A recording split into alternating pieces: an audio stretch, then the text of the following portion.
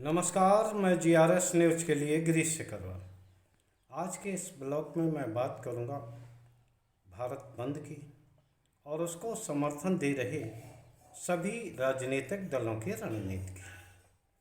निश्चित तौर पर अगर विपक्षी दलों के इतने ही सांसद, या यूं कह लीजिए आप कि अगर भारतीय जनता पार्टी को छोड़कर सभी राजनीतिक दल आरक्षण के मुद्दे पर अगर एक हो सकते हैं और वो समर्थन कर रहे हैं, तो किस प्रकार से सरकार अपनी मनमानी कर सकती है। लेकिन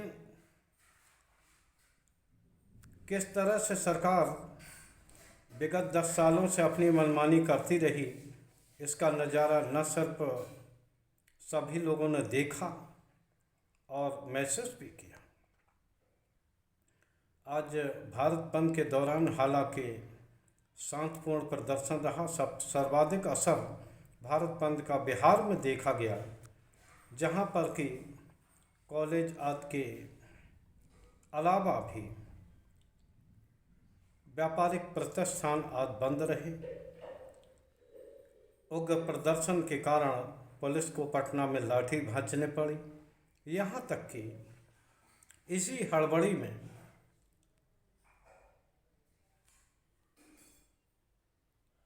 कानून व्यवस्था बनाए रखने को साथ चल रहे एसडीएम भी पुलिस लाठीचार्ज का शिकार हो गए। उत्तर प्रदेश में लगभग भारत बंद शांतिपूर्ण रहा, क्योंकि यहाँ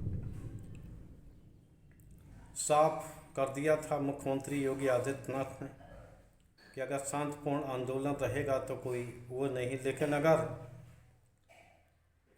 सरकारी संपत्ति या निजी संपत्तियों पर कोई हानि आएगी तो प्रशासन हाथ पे हाथ धरे नहीं बैठा रहेगा। तो लिहाजा यहाँ बंद तो रहा, लेकिन लोगों ने इस तरह की कोशिश नहीं की जैसी कोशिश उन्होंने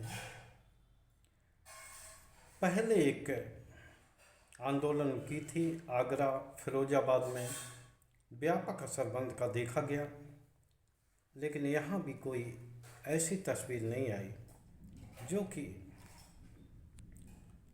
परेशानी या मुश्किल में डाल दी। निश्चित तौर पर हर विपक्षी दल या लोकतंत्र की यही खूबसूरती है कि विभिन्न मुद्दों पर कोई भी सड़क पर आके अपनी बात रख सकता है, शांतिपूर्ण प्रदर्शन कर सकता है, इससे किसी को परहेज नहीं है।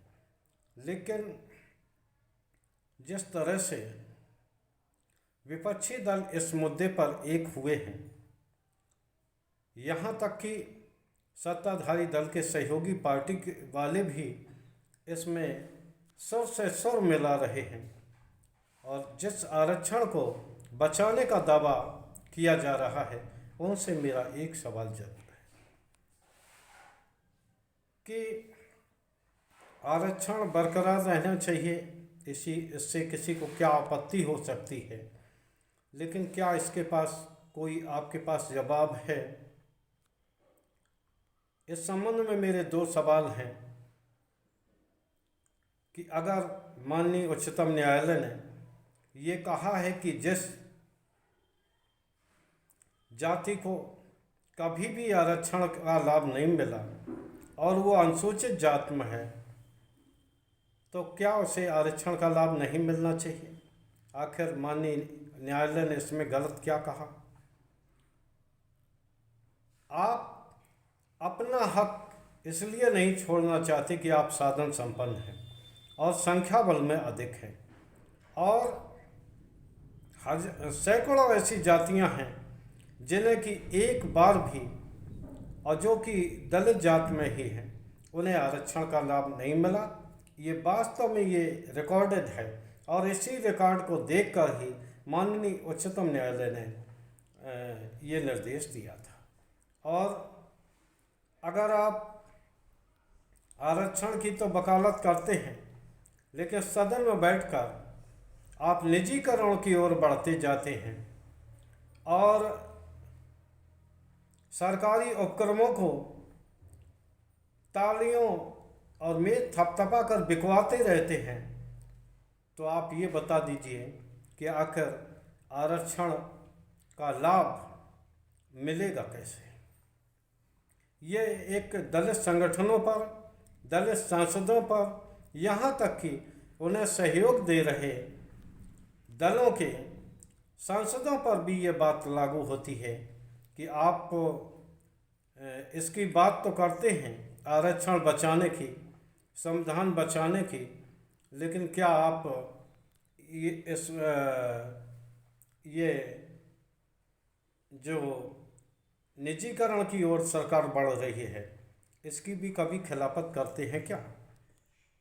अगर यही एकजुटता इस संबंध में दिखाई जाए, निजीकरण रोकने को दिखाई जाए, सरकारी उपक्रमों को बचाने के लिए दिखाई जाए, तो मेरे ख्याल से ज़्यादा लाभ होगा। लेकिन आरक्षण राजनीति की ऐसी एक कमज़ोर नस है जिसको न चाहते हुए भी कोई राजनीतिक दल खिलाफत नहीं कर सकता, क्योंकि सभी लोगों को, सभी राजनीतिक दलों को दलित और पिछड़े समाज के वोट लेने ही हैं। यहाँ फिर से ये सवाल है कि आखिर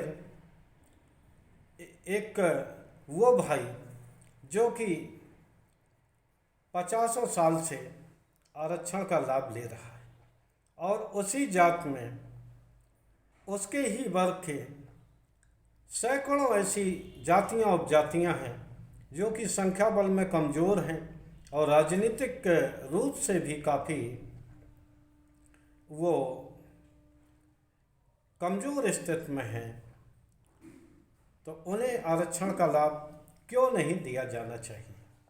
माननीय न्यायालय ने यही कहा कि जो वर्ग आरक्षण का लाभ ले चुके हैं, और पहली बार उनका सुप्रीम कोर्ट का आदेश अगर आप विस्तृत पढ़ेंगे तो निश्चित तौर को आपको महसूस होगा कि सुप्रीम कोर्ट ने किसी भी सरकार पर यह बाध्यता नहीं लगाई है कि वो किस तरह से वर्गीकरण करे।